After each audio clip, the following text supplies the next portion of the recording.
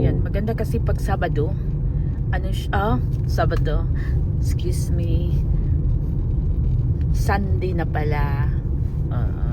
Yeah. Walang gaanong sasakyan pag Sunday. Wala. Yung mga tao, nakaano lang. Nasa bahay lang. So, Monday to Friday, nagtatrabaho sila. Pero, ang trabaho ko is 24 hours.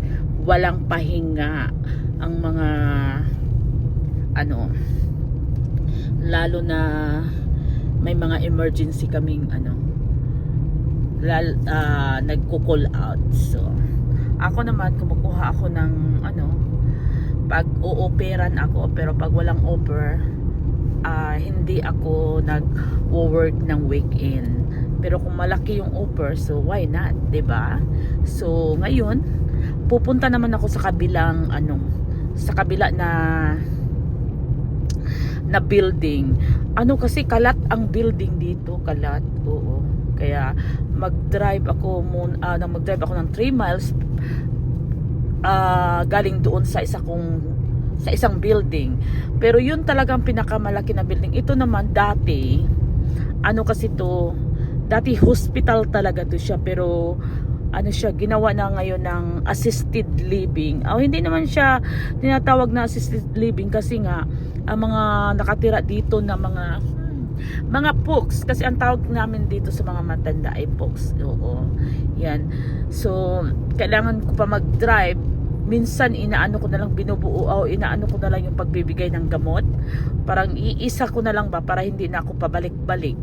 Oo. Kasi sayang din ang gas saka yung miles ng sasakyan mo. Importante kasi dito yung miles. Oo. So, kailangan pa mag-drive.